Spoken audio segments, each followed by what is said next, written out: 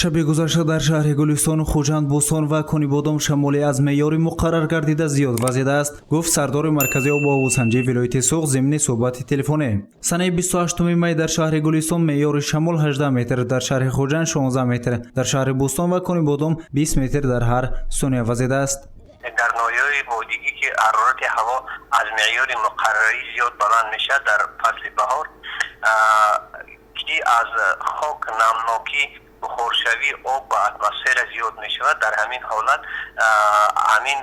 حالت در اتمسفر رخ میدهد که پیدایش سیکلون و آنتی سیکلون ها پیدا میشد که اینها رو میگه که جایداری یا که به زبان روسی میشنی پریخجدین و سیکلون و آنتی سیکلون گفته با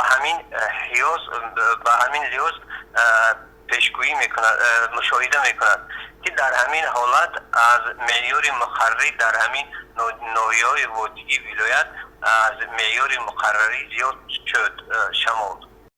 ҳолати вазидани шамоли сахт танҳо дар водиҳо ба қайд гирифта шуда, дар ноҳияҳои кӯҳӣ ва домани кӯҳҳо ҳарорати муқаррарии ҳаво мушоҳида шудааст. Шаҳзода Бутаева, сардори кор бо ҷомеаи раёсати кумитаи ҳолатҳои фавқулода дар вилояти Суғ, дар суҳбати телефонӣ гуфт ки айни замон ягон шикоят оид ба вазидани шамоли шаби гузашта нест ва муроҷиат ҳам нашудааст. Мутахассисони маркази обу ҳавосанҷӣ иттилоъ доданд ки вазидани шамоли сахт ҳафтаи равон санаи 30 май пешгӯӣ мешавад.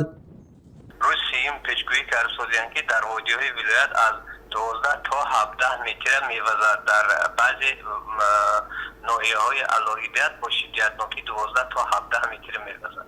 در خودی شهر خوجند داده شدند که شمال از طرف شهر با سرعت 8 متر در بعضی حالت‌ها شدتناک شده تا 10-15 متر می‌وزد. حرارت هوا در خود شهر خوجند شبانه 18-20 گرادوس، روزانه 35-37 گرادوس.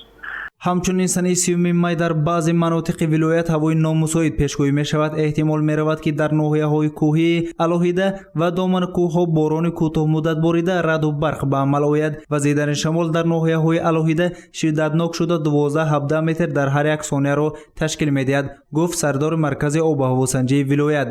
ҳарорати ҳаво дар водиҳои вилоят шабона 18-23 дараҷа, рӯзона 34-39 дараҷа ва дар ноҳияҳои кӯҳӣ шабона 6-11 дараҷа ва рӯзона 21-26 дараҷа гарм хоҳад шуд.